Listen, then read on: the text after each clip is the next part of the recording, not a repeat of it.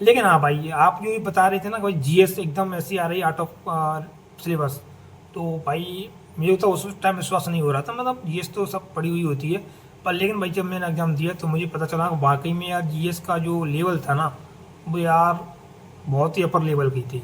Reasoning जो math तो बिल्कुल ईजी आ रहा है, बिल्कुल बड़े आराम से बना लो, 17 में 17 ठोक के आ जाओगे, 45 मिनट में हो रही है। तो वैसा बिल्कुल भी नहीं है भाई। रीजनिंग की बात करूं, जो मैंने रीजनिंग में 34 प्रश्न किए थे, एक मैंने छोड़ दिया था, तो 30 प्रश्न तो भाई ऐसे थे कि आप बिल्कुल इजीली उनको बना सकते हो। लेकिन 5 प्रश्न ऐसे थे जो मॉडरेट टू हार्ड लेवल के उनको कह सकते हैं। सभी भाइयों को मेरा राम राम, राधे राधे। कैसे हैं आप सब? आई होप आप सब बढ़िया होंगे, जिंदाबाद जबरदस्त होंगे, अपनी तैयारी को अच्छे से कर रहे होंगे। आरपीएफ कांस्टेबल का आज भाई ये मान के चलो खत्म हो गया आपका एग्जाम। तो ओवरऑल आप लोगों का एग्ज़ाम कैसा गया, एक बार मुझे कमेंट करके बता सकते हो।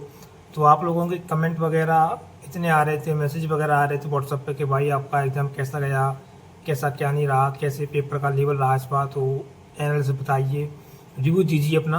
तो वैसे मेरा मूड नहीं था, लेकिन आप लोगों को इतना प्यार मिला तो उसके लिए मैं जो है अपना रिव्यू लेके आया हूँ। तो देखो, ओवरऑल पूरे मैं रीजनिंग और मैथ आपका जीएस की सबकी बात करूँगा। तो स्टार्टिंग करेंगे हम अपनी रीजनिंग से। अगर पूरे ओवरऑल रीजनिंग के 35 प्रश्न आए थे, आप सबको पता ही होगा। तो उसमें से अगर देखा जाए तो 30 प्रश्न तो भाई ऐसे थे कि आप बिल्कुल ईजिली उनको बना सकते हो। लेकिन 5 प्रश्न ऐसे थे जो मॉडरेट टू हार्ड लेवल के उनको कह सकते हैं। ठीक है, तो बिल्कुल तरीके से बात करेंगे किस चैप्टर से कितने कितने प्रश्न बन रहे थे, समथिंग समथिंग। ठीक है, तो 4 से 5 प्रश्न तो जो आपके हैं सिटिंग अरेंजमेंट वाले थे, व्रत के अंदर बैठा ला था। साथ साथ मेरे वाली शिफ्ट में सब सेकंड शिफ्ट में मेरा एग्जाम था 17 तारीख को, उसमें जिन भाइयों को देख के आए होंगे उनको पता होगा। 4 से 5 प्रश्न थे। तो ठीक है, 7 लोगों को बैठा ला था व्रत के अंदर, वो केंद्र की तरफ मुँह करके। और अच्छे प्रश्न थे, ऐसा नहीं थे जैसे कि मतलब उनको लगाते, मतलब अच्छे प्रश्न थे। जैसे 2 लोगों को उसके बीच में एक दिया रखा है, फिर उसके उन लोगों के बीच में ऐसा करके, मतलब पर लेके 4 से 5 प्रश्नों में से आप 3 से 4 तो प्रश्न बड़े आराम से बना लेते। लेकिन 1-2 प्रश्न में ऐसा था जो थोड़ा आपको लगता है कि हाँ ये फंसा रहा है हम कार्य को, यहाँ पर दिक्कत कर सकता है, इस तरीके से मतलब 1-2 प्रश्न ऐसे थे जो हमको दिक्कत कर रहे थे। और 2 से 3 प्रश्न आपके सीरीज के थे, ईजिली थी, बिल्कुल बड़े आराम से बन रही थी, कोई दिक्कत नहीं हुई थी उनको सीरीज वाले प्रश्न बनाने में। 2 से 3 प्रश्न आपके डायरेक्शन से थे, वो भी बिल्कुल नॉर्मली थे, बिल्कुल ईजिली आपके एक बार में आपके वो आराम से हो जाएंगे। ठीक है, 3 से 4 प्रश्न जो हैं आपके कोडिंग डिकोडिंग से आए थे। कोडिंग डिकोडिंग से ओवरऑल पूरा देखा जाए प्रश्न अच्छे आए थे। लेकिन एक प्रश्न ऐसा था मेरी शिफ्ट में जो वाकई में मेरे से छूटा है, और वो कहीं ना कहीं दिल पे भी अटैच हुआ है वो। तो कोई नहीं, वो होता है हर भाई, हम भी छात्र हैं यार, ऐसा होता है 1-2 एग्जाम में। तो वो प्रश्न कोडिंग डिकोडिंग का जो प्रश्न था वो अच्छा था। मैंने कम से कम 3 से 4 मिनट दिया उसको अपना टाइम, फिर वो बना नहीं तो वो प्रश्न कहीं ना कहीं वो अच्छा प्रश्न था। और ऐसा प्रश्न जो है हर शिफ्ट में आ रहा है। ठीक है, और 3 से 4 प्रश्न आपके जो कथन निष्कर्ष हैं उस तरीके से आए थे। ठीक है, मिरर इमेज के थे, 2 से 3 प्रश्न मिरर इमेज के वाले थे, और 2 से 3 प्रश्न आपके एनालॉजी वाले थे, जैसे कि 16,12,25 दूसरे कोष्टक में ऐसे ही तरीके से।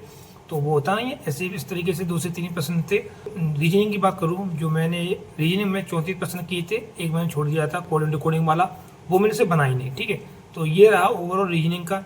तो देखा जाए मेरे हिसाब से रीजनिंग में कम से कम इसको जो 30 प्लस तो होना चाहिए कम से कम। अगर स्कोर अच्छा होगा तो इसमें भाई कम से कम 30 नंबर तो यार होना ही चाहिए रीजनिंग में आप लोगों का। ठीक है, अब हम बात करेंगे मैथ की।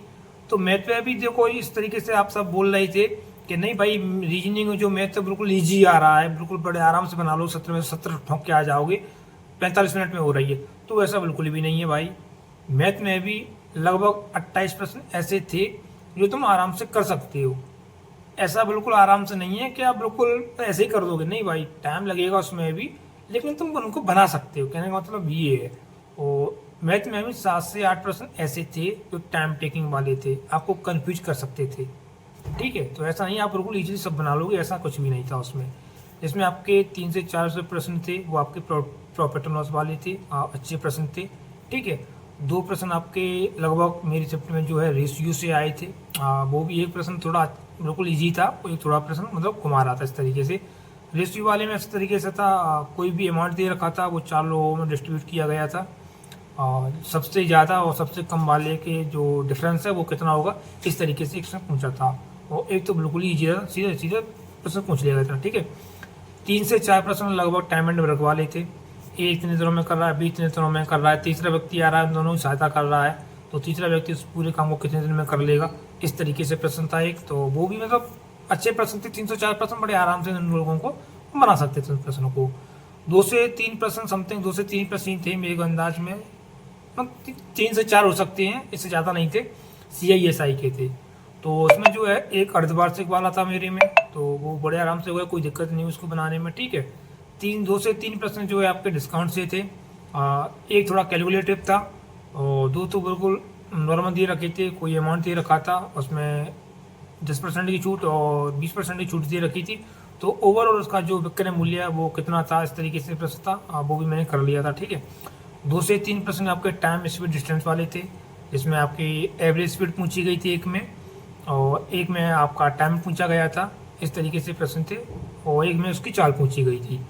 2 से 3 से 4 प्रश्न समथिंग मेंसुरेशन के थे, जिसमें गोला का था एक, और ऐसे कुछ एक त्रिभुज वाला था, एक वृत्त वाला था। मतलब ओवरऑल देखा जाए तो मेंसुरेशन वाले जो प्रश्न आए थे, जितने भी प्रश्न आए थे वो एकदम अच्छे प्रश्न थे। और कहीं ना कहीं देखा जाए मैथ में आप लोगों को अगर प्रॉब्लम हो रही होगी तो मेंसुरेशन वाले जो प्रश्न थे उन्हीं में प्रॉब्लम हो रही होगी। तो मैं तो वही अपना वही 711 वाला यूज किया था। अब देखते हैं क्या होगा, आंसर की आएगी तब पता चलेगा क्या है क्या नहीं है, ठीक है। और परसेंटेज की बात करें तो परसेंटेज को मेरे को इतने प्रश्न देखने को नहीं मिले, 1 से 2 ही प्रश्न थे जो परसेंटेज वाले थे। और लगभग 2 से 3 प्रश्न जो हैं आपके जो सरलीकरण वगैरह होती है ना, उस टाइप के वाले जो प्रश्न थे सरलीकरण से उस तरीके के आए थे। तो ओवरऑल मैं अपने मैथ की बात करूं तो मैंने 33 जो है अटैम्प्ट किए थे, 2 मैंने स्किप कर दिए थे क्योंकि उस टाइम मेरे माइंड में बच्ची वो क्लिक नहीं कर पाई, तो नहीं क्लिक कर पाई, तो वो 2 प्रश्न मैंने उसको छोड़ दिया, स्किप कर दिया, ठीक है। तो 33 प्रश्न मैंने यहाँ पर किए और रीजनिंग में 34 किए हैं। तो टोटल मैंने मैथ रीजनिंग में 67 प्रश्न किए हैं। ऐसा बिल्कुल भी नहीं, ऐसा बता रहे थे सब लोग कि मैथ में पूरे कर दोगे, ऐसा कुछ भी नहीं है। वो पर अपना माइंड सेट होता है, कुछ चीज़ें ऐसी होती हैं, आती चीज़ें हमसे गलत हो जाती हैं, ये चीज़ होती है, ठीक है। लेकिन हाँ भाई, आप जो ये बता रहे थे ना भाई GS एकदम ऐसी आ रही आउट ऑफ सिलेबस, तो भाई मुझे तो उस टाइम विश्वास नहीं हो रहा था। मतलब GS तो सब पड़ी हुई होती है, पर लेकिन भाई जब मैंने एग्ज़ाम दिया तो मुझे पता चला वाकई में यार GS का जो लेवल था ना वो यार बहुत ही अपर लेवल की थी। मैं जो है तो वो SSC की तैयारी कर रहा हूँ। SSC के अभी तो सारे एग्जाम्स दिए थे, तो आप सबको पता ही होगा SSC में जो सबसे ज़्यादा अहम रोल होता है वो स्टैटिक जीके का होता है। तो स्टैटिक जीके जो थी मेरी वो ठीक ठाक थी, अच्छी थी। लेकिन जो RPF का कांस्टेबल का मैं एग्ज़ाम दे के आया हूँ तो उसमें जो स्टैटिक जीके का जो पोर्शन था उसमें मेरे को पूरे पेपर में भाई 3 से 4 ही प्रश्न ऐसे देखने को मिले जो स्टैटिक जीके से थे, और वो भी भाई ऐसे नहीं थे कि तुम उनको बना लो। मतलब कितना घुमा दिया था, इतना घुमा दिया, समझ नहीं आया क्या लगाऊँ क्या नहीं लगाऊँ उसमें। तो यही था स्टैटिक जीके में 3 से 4 प्रश्न थे, ठीक है। और पॉलिटी के 7 से 8 प्रश्न थे, अच्छी लेवल की थी पॉलिटी। ऐसा कोई भी आर्टिकल वगैरह नहीं पूछा था जो आपने पढ़ रखा हो पहले सीधा सीधा कि हाँ भाई आर्टिकल 72 पूछ रहा, नहीं ऐसा बिल्कुल भी ऐसा नहीं था। लगभग 2 से 3 प्रश्न जो है आर्टिकल से आए थे, और वो भी सबके सब जो आर्टिकल से 240 से प्लस के थे, मतलब ऊपर के थे, मतलब अच्छे मतलब पॉलिटी वाले जो प्रश्न आए थे वही अच्छे लेवल के आए थे, ठीक है। और हिस्ट्री की बात करूँ मैं तो 5 से 6 प्रश्न लगभग हिस्ट्री से आए थे। और बैंकिंग भाई क्या ही बात करें, अब बैंकिंग की तो आउट ऑफ सिलेबस निकला ही, तो ना ही मैंने पढ़ी थी। लेकिन कोई नहीं, पेपर जो है देखो करना ही था। अब ऐसा तो नहीं उसको स्किप कर देते भाई, GS को वो भी करना ही था, वो भी कर दिए। 1857 की क्रांति भाई, 1857 की क्रांति से भर के प्रश्न आ रहे हैं। लगभग 4 से 5 प्रश्न हर शिफ्ट में देखने को मिल रहे थे। मेरी भी शिफ्ट में 4 से 5 प्रश्न जो है 1857 की क्रांति से आए थे। लेकिन मैं सच बताऊं भाई, 1857 की क्रांति में ना अब तक जो अपन लोगों को जो टीचर्स ने पढ़ाया है, वो अपन लोगों ने किताबों में पढ़ा है, उनमें से मैं सच बता रहा हूँ भाई, जब आंसर किया आ जाए तो तुम देख लेना, ना ही तो वो ऐसे प्रश्न किसी टीचर ने पढ़ाए हैं, ना ही किताब में दे रखा है। मतलब पता नहीं यार 1857 की क्रांति से कहाँ से प्रश्न पूछा उसने, मतलब समझ नहीं आ रहा। GS का कोई सिलेबस ही मतलब कोई डिसाइड ही नहीं कैसे प्रश्न आ रहे हैं और कहाँ से आ रहे हैं ये। 1857 की क्रांति थे आपके। और भाई करंट अफेयर सबसे ज़्यादा जो मेन रोल रहा है ना वो है भाई करंट अफेयर का।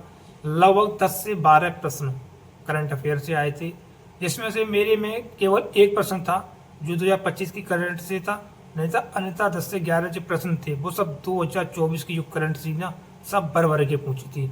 ऐसा कोई प्रश्न नहीं था कि वर्तमान में कौन गया भाई, पता नहीं कैसे जीएसटी से रिलेटेड, इकोनॉमी से रिलेटेड, और वो भी सब यार पॉइंटों में, रेट से रिलेटेड, इस तरीके जो करंट के प्रश्न थे वो आपसे पूछी गई है, ठीक है।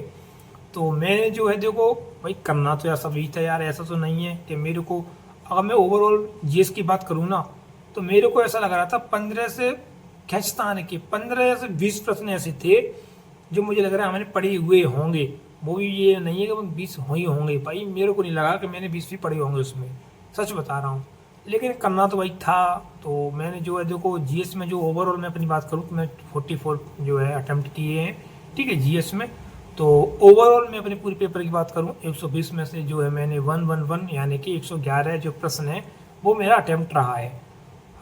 देखते हैं क्या हुआ क्या नहीं होगा। वैसे तो एग्ज़ाम अच्छा गया, मैथ रीजनिंग में से उम्मीद है कोई प्रश्न गलत ना हो, लेकिन वो रहता ना एग्ज़ाम का प्रेशर होता है, वो उसमें उस टाइम अपनी छोटी छोटी गलतियों को, प्रेशर को नहीं झेल पाते हैं, तो आते हुए प्रश्न गलत हो जाते हैं। ऐसा मैंने अपने जीडी में भी देखा था, वो मेरे साथ तो प्रश्न गलत हो गए थे।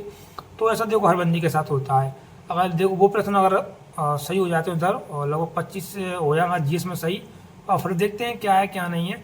अगर आपको, आप लोगों का एग्जाम कैसा गया मुझे कमेंट बॉक्स में जरूर बता देना आप लोग। मुझे आपका वेट रहेगा आपके कमेंट का कि आप लोगों का एग्जाम कैसा गया। और आप लोगों को वीडियो पसंद आई हो तो प्लीज़ यार वीडियो लाइक, ये चैनल को सब्सक्राइब कर लेना, और मिलते हैं नेक्स्ट वीडियो। तब तक के लिए जय हिंद, जय भारत, वंदे मातरम। Thanks for watching, love you all.